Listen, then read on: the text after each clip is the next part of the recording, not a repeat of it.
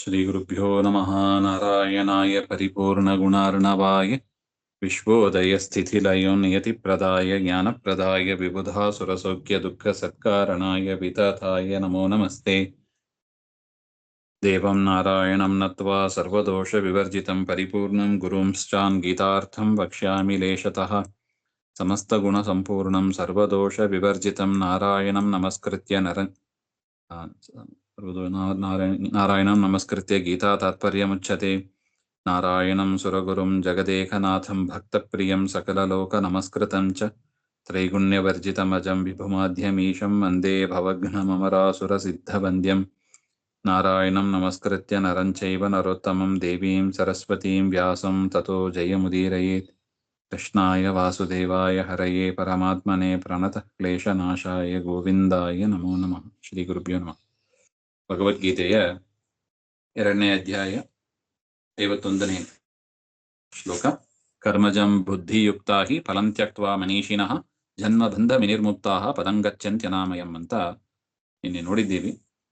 ಕರ್ಮಜಂ ಫಲಂ ತ್ಯಕ್ತ್ವಾ, ಕರ್ಮದಿಂದ ಹಿಂದೆ ಏನು ವಿಹಿತ ಕರ್ಮಗಳು ಏನ್ ಮಾಡಬೇಕು ಅಂತ ಹೇಳಿದ್ದಾರೆ, ಅದು ದೇಹಕ್ಕೆ ಸಂಬಂಧಪಟ್ಟಂತೆ, ದೇಶಕ್ಕೆ ಸಂಬಂಧಪಟ್ಟಂತೆ, ಕಾಲಕ್ಕೆ ಸಂಬಂಧಪಟ್ಟಂತೆ ನಿತ್ಯ ನೈಮಿತ್ತಿಕ ಕರ್ಮಗಳು ಅಂತ ಏನೇನಿದೆಯೋ ಅದೆಲ್ಲವನ್ನೂ ಕೂಡ ಆ ಕರ್ಮದಿಂದ ಉಂಟಾಗುವ ಫಲ ಅದನ್ನ ಬಿಡಬೇಕು ಅಂತ. ಫಲದಲ್ಲಿ ಆಸೆ ಇರಬಾರದು ಅಂತ. ಪುಣ್ಯಕ್ಷೇತ್ರಕ್ಕೆ ಹೋಗಿ ಬಂದೀವಿ, ನನಗೆ ಇದು ಒಳ್ಳೇದಾಗ್ಲಿ ಅಂದ್ರೆ ಲೌಕಿಕವಾದ ಅನಿತ್ಯವಾದ ಫಲಗಳನ್ನು ನಾವು ಬಯಸಬಾರದು. ಅದನ್ನು ಹೇಳ್ತಾ ಇದ್ದಾರೆ. ಫಲಂ, ಅದರ ಫಲವನ್ನು, ಯಾವುದನ್ನು ಬಯಸಬಾರದು ಅಂತಲ್ಲ, ದೇವರ ಅನುಗ್ರಹ, ದೇವರ ಜ್ಞಾನ, ದೇವರ ಭಕ್ತಿ ಇದನ್ನೆಲ್ಲ ಕೇಳಲೇಬೇಕು. ಅದನ್ನ ರೆಸ್ಟ್ರಿಕ್ಟ್ ಮಾಡಲ್ಲ, ಅದು ನಿಷ್ಕಾಮದಲ್ಲೇ ಸೇರ್ತದೆ. ಲೌಕಿಕವಾಗಿ ಏನು ಫಲಗಳು ಇದೆ ಅನಿತ್ಯವಾದದ್ದು, ಅವುಗಳನ್ನ ಬಿಡಬೇಕು ಅಂತ. ಫಲಂ ತ್ಯಕ್ತ್ವಾ ಅಕಾಮನೆಯ ಈಶ್ವರಾಯ ಸಮರ್ಪ್ಯ, ಫಲಾಪೇಕ್ಷೆ ಇಲ್ಲದೆ ಆ ಕರ್ಮಗಳನ್ನು ಕೂಡ ದೇವರಿಗೆ ಸಮರ್ಪಣೆ ಮಾಡಬೇಕು ಅಂತ. ಕರ್ಮಜಂ ಬುದ್ಧಿಯುಕ್ತಾ ಹಿ ಫಲಂ ತ್ಯಕ್ತ್ವಾ ಮನೀಷಿಣಃ.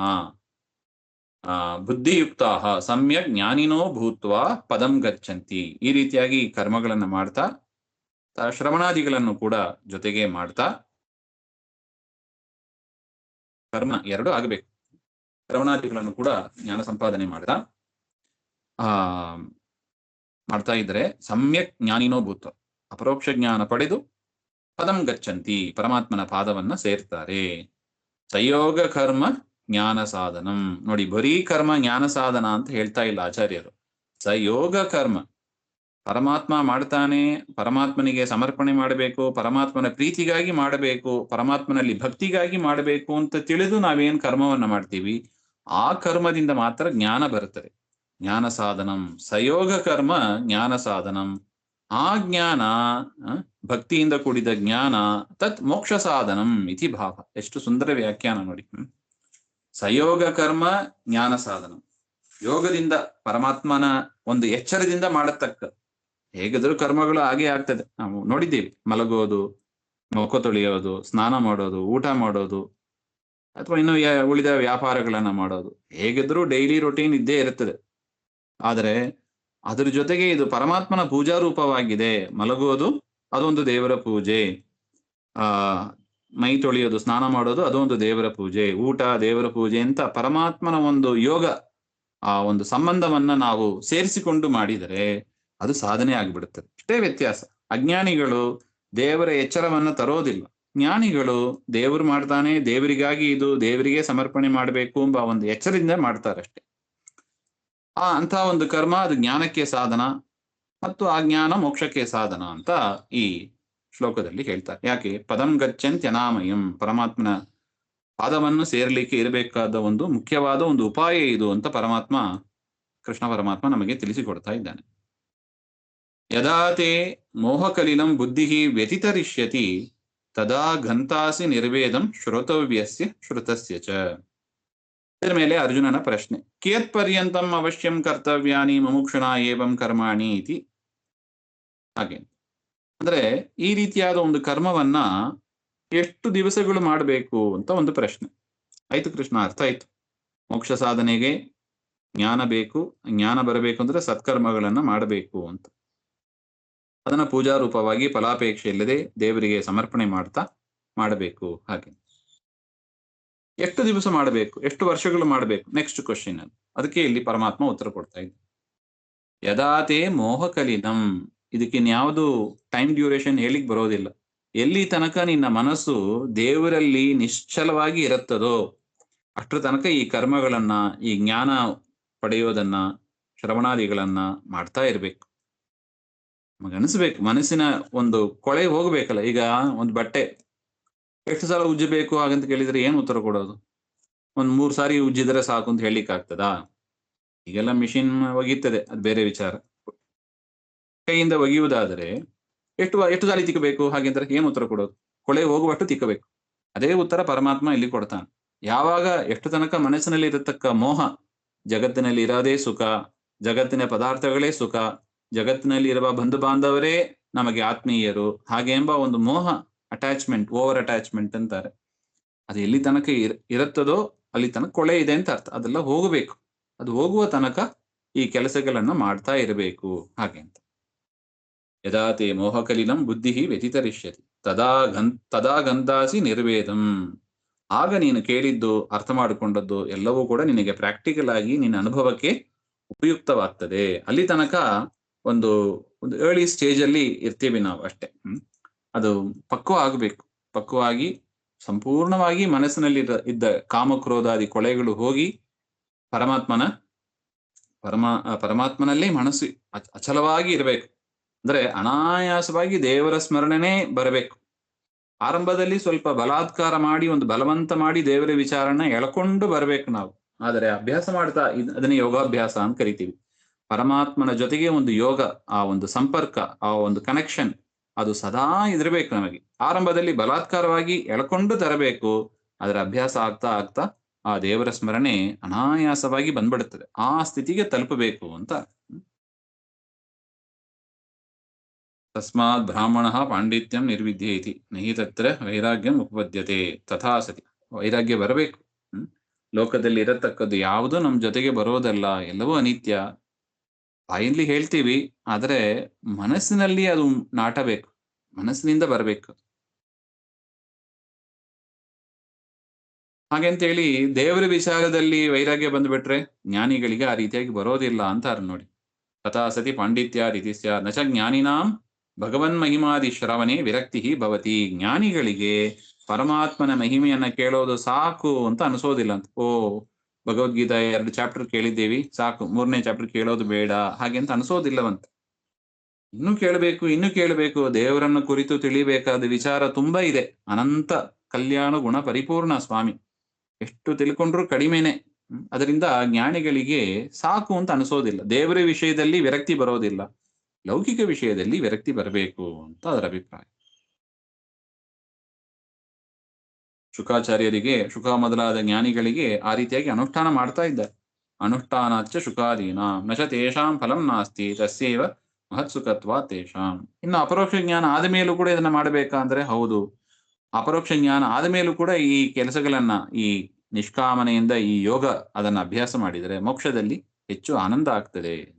ಅದರಿಂದ ಅವರಿಗೂ ಕೂಡ ಉಪಕಾರ ಇದೆ. ಅದರಿಂದ ಈ ಒಂದು ಯೋಗ, ಕರ್ಮ ಯೋಗವನ್ನ ಏನು ಪರಮಾತ್ಮ ಹೇಳ್ತಾ ಇದ್ದಾನೆ, ಅದು ಅವಶ್ಯವಾಗಿ ಎಲ್ಲರೂ ಮಾಡತಕ್ಕದ್ದು. ಅದಕ್ಕೆ ಅದು ವೇಸ್ಟ್ ಅಂತ ಆಗೋದಿಲ್ಲ, ಪ್ರಯೋಜನ ಇದ್ದೇ ಇದೆ ಅಂತ ಅದರ ಅಭಿಪ್ರಾಯ.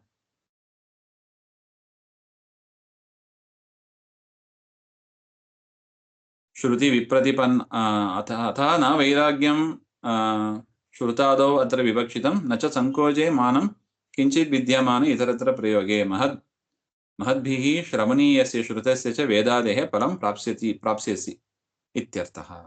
ಎಷ್ಟು ಮಾಡಿದಷ್ಟು ವೇಸ್ಟ್ ಆಗೋದು ಅಂತ ಇಲ್ಲ. ದೇವರ ಸೇವೆ ಮಾಡಿ ವೇಸ್ಟ್ ಆಯ್ತು ಅಂತ ಇಲ್ಲ. ದೇವರ ಕಥೆಗಳನ್ನ ಕೇಳ್ತಾ, ದೇವರು ಹೇಳಿದ ಕರ್ಮಗಳನ್ನ ಮಾಡ್ತಾ, ದೇವರಿಗೆ ಸಮರ್ಪಣೆ ಮಾಡ್ತಾ ಇದ್ರೆ ಯಾವ ಹಾನಿಯೂ ಬರೋದಿಲ್ಲ ಅಂತ ಒಟ್ಟ ಅಭಿಪ್ರಾಯ. ಶ್ರುತಿ ವಿಪ್ರತಿಪನ್ನಾತೆ ಯಥಾ ಸ್ಥಾಸ್ಯತಿ ನಿಶ್ಚಲ ಸಮಾಧೌ ಅಚಲಾ ಬುದ್ಧಿ ತದಾ ಯೋಗಂ ಅವಾಪ್ಸ್ಯಸಿ ತದೇವ ಸ್ಪಷ್ಟಯತಿ ಶ್ರುತಿ ವಿಪ್ರತಿಪನ್ನೇತಿ.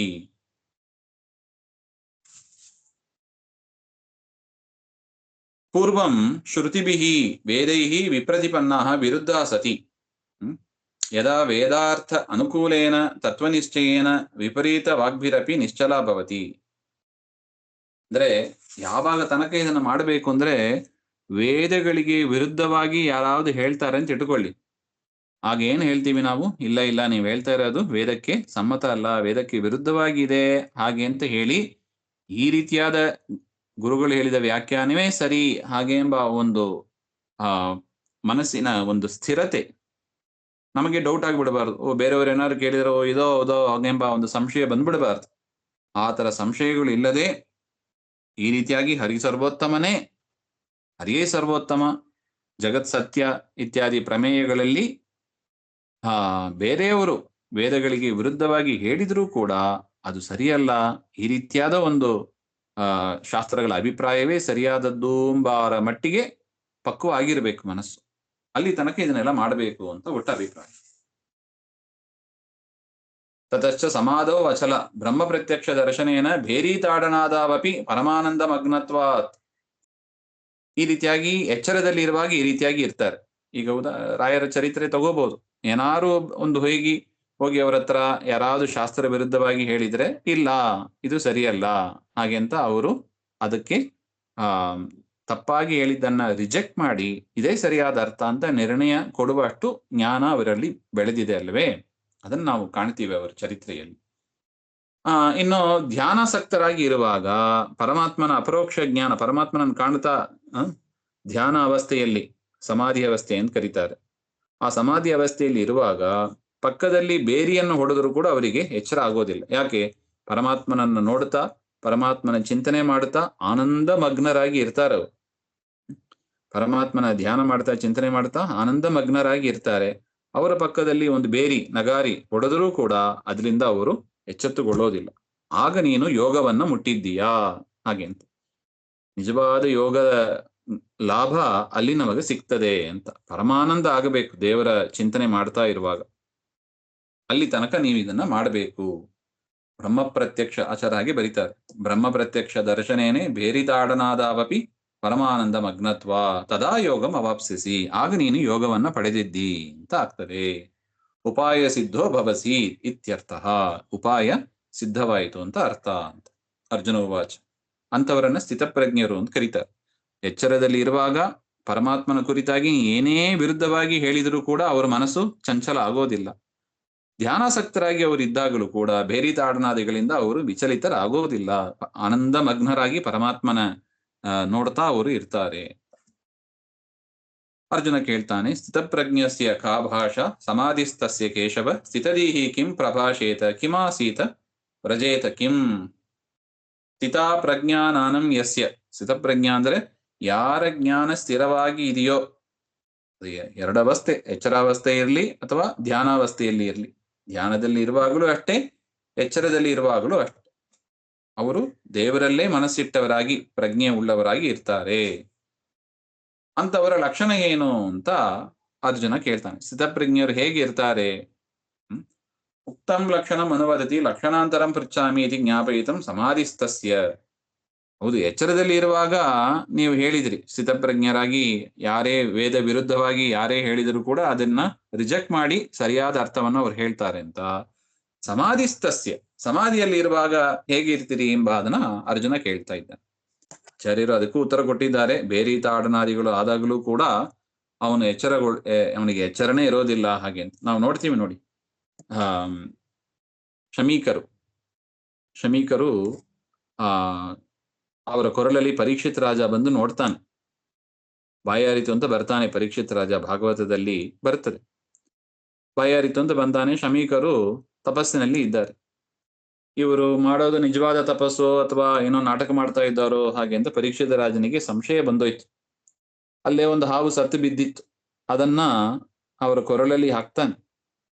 ನೋಡಿ, ಸತ್ತ ಹಾವನ್ನ ಕೊರಳಲ್ಲಿ ಹಾಕಿದ್ರು ಕೂಡ ಅವ್ರ ಮೈ ಮೇಲೆ ಎಚ್ಚರನೇ ಇಲ್ಲ. ಅದ್ರ ವ್ಯಾಖ್ಯಾನದಲ್ಲಿ ತಿಳಿಸಿಕೊಡ್ತಾರೆ ನೋಡಿ. ಚಿದಂಬರಜ್ಞ ಅವಸ್ಥೆಯಲ್ಲಿ ಇದ್ರು ಹಾಗೆ ಅಂತ ಹೇಳ್ತಾರೆ. ಇದರದೇ ಅದನ್ನೇ ಇಲ್ಲಿ ಹೇಳಿಸ್ತಾ ಇದ್ದಾರೆ. ಆ ರೀತಿಯಾಗಿ ಇರ್ತಾರೆ ಅವರು, ಮೈ ಮೇಲೆ ಎಚ್ಚರನೇ ಇರೋದಿಲ್ಲ. ಅಷ್ಟು ಏಕಾಗ್ರತೆಯಿಂದ ಆನಂದ ಮಗ್ನರಾಗಿ ಇರ್ತಾರೆ. ಅದರಿಂದ ಎಚ್ಚರ ಇರೋದಿಲ್ಲ. ಬಾಹ್ಯ ಪ್ರಪಂಚವನ್ನೇ ಮರೆತಿರ್ತಾರೆ. ಇನ್ನು ಎಚ್ಚೆತ್ತುಕೊಂಡಾಗ ಪರಮಾತ್ಮನಲ್ಲೇ ಮನಸ್ಸಿಟ್ಟವರಾಗಿ ಇರ್ತಾರೆ. ಲೌಕಿಕ ವಿಚಾರದಲ್ಲಿ ಅವರು ಆಸಕ್ತಿ ತೋರಿಸೋದಿಲ್ಲ. ಅದರಿಂದ ಇಲ್ಲಿ ಅರ್ಜುನ ಮಾಡುವ ಪ್ರಶ್ನೆ, ಒಂದು ನೀನು ಉತ್ತರ ಕೊಟ್ಟಿದ್ದೆ. ಎಚ್ಚರದಲ್ಲಿ ಇರುವಾಗ, ಜ್ಞಾನಿಗಳು ಎಚ್ಚರದಲ್ಲಿ ಇರುವಾಗ ಅವರು ವೇದ ವಿರುದ್ಧವಾಗಿ ಏನೇ ಹೇಳಿದರೂ ಕೂಡ, ಶಾಸ್ತ್ರ ವಿರುದ್ಧವಾಗಿ ಅದನ್ನ ಅವರು ಒಪ್ಪೋದಿಲ್ಲ, ಅದನ್ನ ಅಕ್ಸೆಪ್ಟ್ ಮಾಡೋದಿಲ್ಲ, ಅದನ್ನ ರಿಜೆಕ್ಟ್ ಮಾಡ್ತಾರೆ. ಸಮಾಧಿಯಲ್ಲಿ ಇರುವಾಗ ಹೇಗಿರ್ತಾರೆ ಅಂತ ಪ್ರಶ್ನೆ. ತರ್हि ಕಿಂ ಪ್ರಭಾಷೇತ, ಹೇಗೆ ಮಾತಾಡ್ತಾರೋ, ಕಿಮಾಸೀತ್ ಹೇಗಿರ್ತಾರೆ, ಹೇಗೆ ಹೋಗ್ತಾರೆ, ಅದನ್ನೆಲ್ಲ ಕೃಷ್ಣ ನಮಗೆ ತಿಳಿಸಿಕೊಡು ಹಾಗೆ.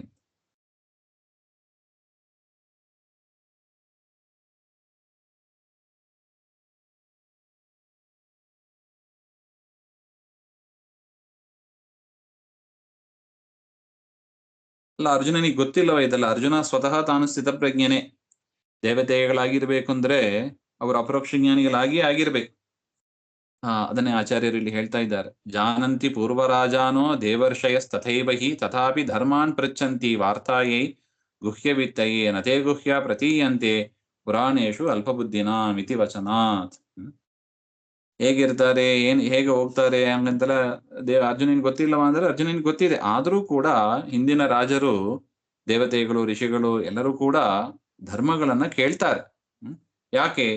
ತಾನು ಗೊತ್ತಿದ್ದದ್ದು ಸರಿಯಾಗಿ ಇದೆಯೋ ಇಲ್ಲವೋ ಹಾಗೆಂತ ಕನ್ಫರ್ಮ್ ಮಾಡ್ಕೊಳ್ಳಿಕ್ಕೆ, ಮತ್ತು 4 ಜನರಿಗೆ ಇದರಿಂದ ಒಬ್ಬರು ಪ್ರಶ್ನೆ ಮಾಡಿದ್ರೆ 4 ಜನ ಅದರಿಂದ ಲಾಭ ಪಡೀತಾರೆ. ಆ ವಿಚಾರ ಬೇರೆಯವರಿಗೂ ಕೂಡ ಗೊತ್ತಾಗ್ತದೆ. ಗುಹ್ಯವಿತ್ತಯೇ, ಇನ್ನು ಗುಹ್ಯವಾದ ವಿಚಾರ ಏನಾದ್ರು ಇದೆಯಾ ಹಾಗೆಂಬ ಅದನ್ನ ತಿಳಿದುಕೊಳ್ಳುವುದಕ್ಕಾಗಿ ಈ ರೀತಿಯಾಗಿ ಪ್ರಶ್ನೆಗಳನ್ನ ಮಾಡ್ತಾ ಇದ್ದಾರೆ. ಪರಮಾತ್ಮ ಅದಕ್ಕೆ ಉತ್ತರ ಕೊಡ್ತಾ ಇದ್ದಾನೆ. ಶ್ರೀ ಭಗವಾನ್ ವಾಚ ಪ್ರಜಹಾತಿ ಯದಾ ಕಾಮಾನ್ ಸರ್ವಾನ್ ಪಾರ್ಥ ಮನೋಗತಾನ್ ಆತ್ಮನ್ಯೇವಾತ್ಮನಾ ತುಷ್ಟಃ ಸ್ಥಿತಪ್ರಜ್ಞ ತದೋಚ್ಯತೆ. ಪ್ರಜಹಾತಿ ಯದಾ ಕಾಮಾನ್, ಯಾರು ತನ್ನ ಮನಸ್ಸಿನಲ್ಲಿ ಹುಟ್ಟತಕ್ಕ ಎಲ್ಲಾ ಕಾಮನೆಗಳನ್ನು, ಮನೋಗತಾನ್ ಸರ್ವಾನ್ ಕಾಮಾನ್, ಮನಸ್ಸಿನಲ್ಲಿ ಹುಟ್ಟತಕ್ಕ ಎಲ್ಲಾ ಕಾಮನೆಗಳನ್ನು ಗೆಲ್ಲುತ್ತಾನೋ, ಆತ್ಮನ್ಯೇವಾತ್ಮನಾ ತುಷ್ಟಃ, ತನ್ನ ಮನಸ್ಸಿನಿಂದ ಪರಮಾತ್ಮನ ಧ್ಯಾನ ಮಾಡ್ತಾ, ಸ್ಮರಣೆ ಮಾಡ್ತಾ, ಗುಣಗಳನ್ನು ಕೊಂಡಾಡುತ್ತಾ ಸಂತುಷ್ಟನಾಗಿ ಇದ್ದಾನೋ, ಆಗ ಅವನು ಸ್ಥಿತಪ್ರಜ್ಞ ಅಂತ, ಅವನನ್ನ ಸ್ಥಿತಪ್ರಜ್ಞ ಅಂತ ಕರೀತಾರೆ. ನೋಡಿ, 2 ಅಟ್ರಿಬ್ಯೂಟ್ ಹೇಳ್ತಾರೆ ಇಲ್ಲಿ. ಒಂದು, ಮನಸ್ಸಿನಲ್ಲಿ ಉಂಟಾಗತಕ್ಕ ಲೌಕಿಕ ಕಾಮನೆಗಳನ್ನೆಲ್ಲ ಬಿಡಬೇಕು, ಇಚ್ಛೆಗಳನ್ನೆಲ್ಲ ಬಿಡಬೇಕು. ಎರಡನೇದು, ಮನಸ್ಸಿನಿಂದಲೇ ಪರಮಾತ್ಮನ ಕುರಿತಾದ ವಿಚಾರವನ್ನ ಮಾಡಿ ಅದರಲ್ಲೇ ಸಂತುಷ್ಟನಾಗಿ ಇರಬೇಕು. ಇದೇನೋ ಬಲಾತ್ಕಾರದಿಂದ ಬರೋದಲ್ಲ, ಅಥವಾ ಮೋಸ ಮಾಡುವುದಕ್ಕಿಂತ ಮಾಡೋದಲ್ಲ. ಶುದ್ಧ ಮನಸ್ಸಿನಿಂದ, ಮೋಸ, ಕಪಟ, ವಂಚನೆ ಇಲ್ಲದೆ ಪರಮಾತ್ಮನ ಅನುಗ್ರಹ ನಮಗೆ ಆಗಬೇಕು ಎಂಬ ಅದಕ್ಕಾಗಿ ಇದು ನಮ್ದು ಗೋಲ್. ಇದು ಪ್ರತಿಯೊಬ್ಬರು ಕೂಡ ಸ್ಥಿತಪ್ರಜ್ಞರಾಗಬೇಕು. ಮನಸ್ಸಿನಲ್ಲಿ ಹುಟ್ಟತಕ್ಕ ಲೌಕಿಕ ಕಾಮನೆಗಳನ್ನೆಲ್ಲ ಬಿಟ್ಟು ಪರಮಾತ್ಮನಿಗಾಗಿ ಮನಸ್ಸನ್ನ ಕೊಟ್ಟು ಅದರಲ್ಲೇ ಸಂತುಷ್ಟರಾಗಬೇಕು. ಸಂತುಷ್ಟರಾಗಿರೋದು ಮುಖ್ಯ. ಬೇಸರ ಪಟ್ಟುಕೊಂಡು ಮನಸ್ಸು ಹಾಕೋದಲ್ಲ, ಅಳಿತಾ ಮನಸ್ಸು ಹಾಕೋದಲ್ಲ.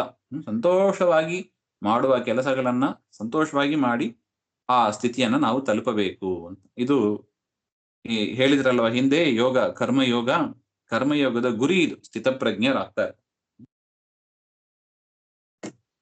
ಅದನ್ನ ಪರಮಾತ್ಮ ಹೇಳ್ತಾ ಇದ್ದಾನೆ. ಹಾಗೆ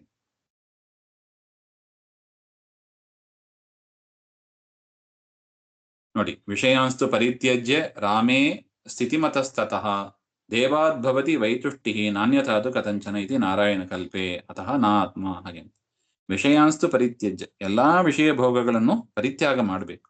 ರಾಮೇ ಸ್ಥಿತಮತಃ, ಪರಮಾತ್ಮನಲ್ಲಿ ಮನಸ್ಸಿಟ್ಟವರಾಗಿ ಇರಬೇಕು. ಅಂತವರನ್ನ ಸ್ಥಿತಪ್ರಜ್ಞರು ಅಂತ ಕರಿತಾ ಇದ್ದಾರೆ. ಇನ್ನು ಅವರ ವಿಚಾರವನ್ನ ಮುಂದೆ ಹೇಳ್ತಾನೆ. ಅದನ್ನ ಮತ್ತೆ ನಾಳೆ ಸೇರಿದಾಗ ನೋಡೋಣ. ಶ್ರೀಮಧ್ವಾಂತರ್ಗತ ಶ್ರೀಕೃಷ್ಣ ಅರ್ಪಣಮಸ್ತು. ಶ್ರೀ ಹರೇ ನಮಃ.